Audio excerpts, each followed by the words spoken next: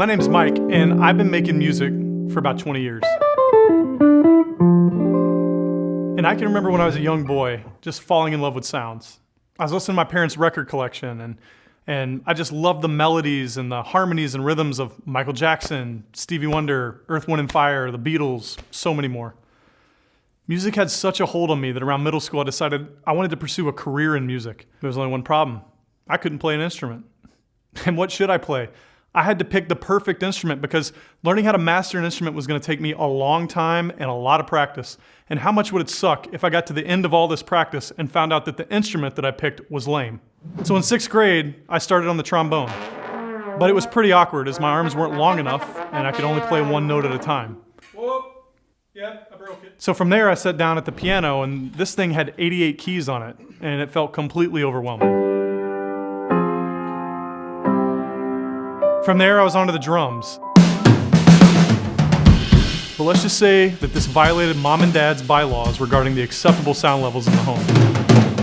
A friend of mine had a bass guitar, and while it was cool, I could still only play one note, and this thing felt more like a support instrument rather than one that would thrust me into the spotlight like I'd always dreamed. So I almost gave up, until one day, I was over at a friend's house, and I held his electric guitar. This was different. Only 6 strings, the ability to play chords and melodies. And I thought, chicks are gonna dig guitar solos. I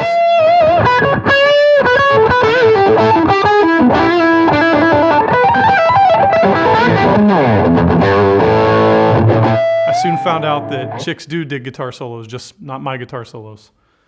So I went on to pursue the guitar with all my energy.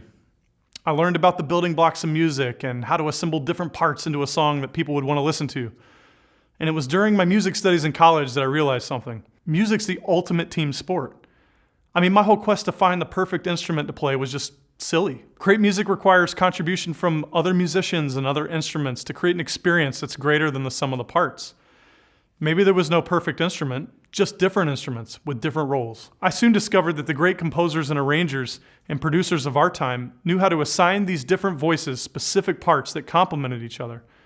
And when they all played together, the result was music. So to help illustrate this, I've invited 2 seasoned string players to join me, my friends Sonia and Andrew. They're going to be playing a small excerpt from an Albrechtsberger duet for violin and cello. Let's start just by listening to the violin part.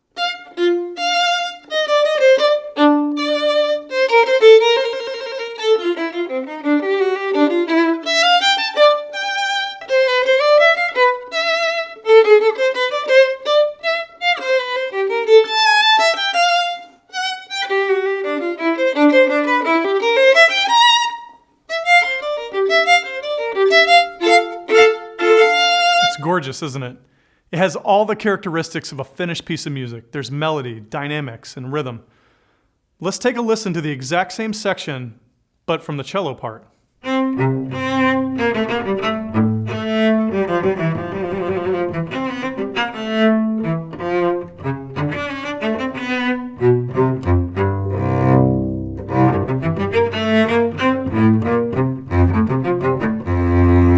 It feels just as rich to me. I feel like I could walk away from either one of these performances and feel completely satisfied. But let's see what happens when we invite both of these parts to be played together at the same time.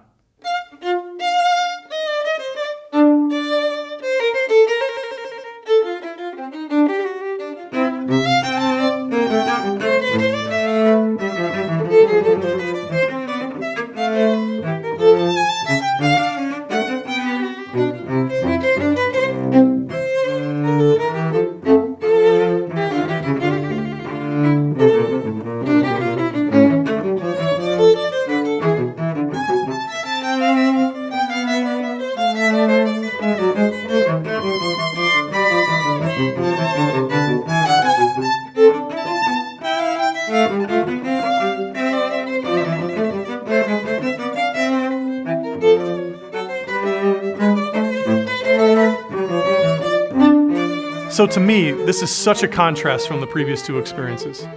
I mean, how much more rich is the music when you hear both parts playing off each other?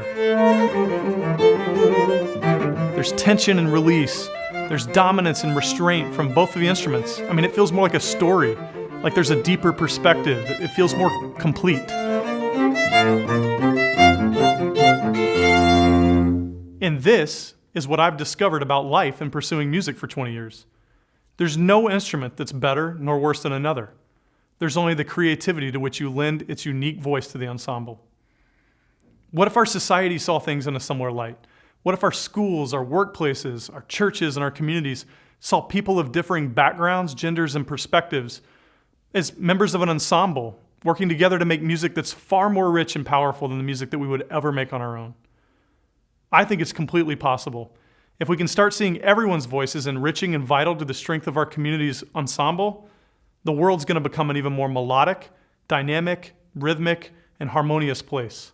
And I can't wait to see what kind of music we're all going to end up writing together.